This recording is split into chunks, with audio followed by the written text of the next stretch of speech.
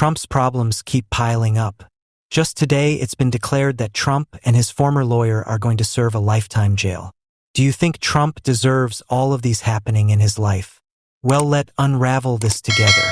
Donald Trump's former attorney Christina Bobb warned that she would be imprisoned for the rest of her life after being recently charged in Arizona.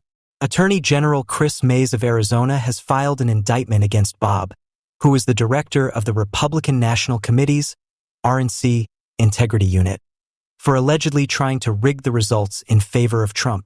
Attorney General Chris Mays of Arizona said on Wednesday that 18 individuals, including Bobb, had been accused with crimes relating to a plot to fabricate a report claiming that Trump had defeated, including fraud, forgery, and conspiracy.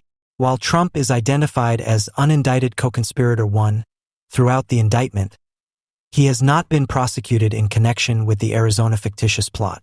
Two more Trump supporters who have been charged by the Arizona grand jury are Rudy Giuliani, a former mayor of New York City, and Mark Meadows, the former chief of staff of the White House. This week, during an appearance on Steve Bannon's War Room podcast, Bobb discussed the latest indictment against her and was questioned about the potential length of her jail sentence for the 9 felony charges against her. Many decades, most likely, she said. Yes, I did think I would spend the rest of my life behind bars.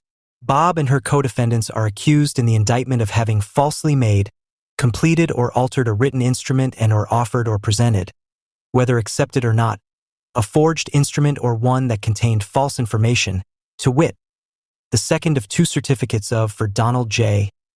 Trump and Vice President Michael Pence, filed by the Arizona Republican with the Archivist of the United States between November 3, 2021 and January 20, 2021. The indictment also included a December 6 tweet by Bobb that he had used to criticize Arizona House Speaker Russell "Rusty" Bowers for citing the Post as justification to adjourn the House for a week. It seems that he is in search of a rationale to explain to his irate supporters why he is not convening to investigate the state's fraud, the article said. The whole thing has never been shuttered before. Trump was charged in Fulton County, Georgia, last year for allegedly attempting to void the outcome. The Racketeer-Influenced and Corrupt Organizations RICO Act of Georgia was allegedly broken by him and a number of other co-defendants. The former president is also facing an indictment from Special Counsel Jack Smith of the Department of Justice, DOJ, for his suspected involvement in the 2021 U.S. Capitol riot as well as efforts to repeal the law. In such instances, the former president has insisted on his innocence. Trump spokesman Steven Cheung said in a statement to Newsweek on Monday, "Yet another illustration of the Democrats' weaponization of the judicial system. Christina Bobb is a distinguished former Marine Corps officer who served our country and the president. The Democratic platform for 2024 is to attempt locking people up if you can't defeat them." In the meanwhile, Bobb has written a book titled Stealing Your Vote: The Inside Story and What It Means for 2024, and has been a correspondent for the One American News Network.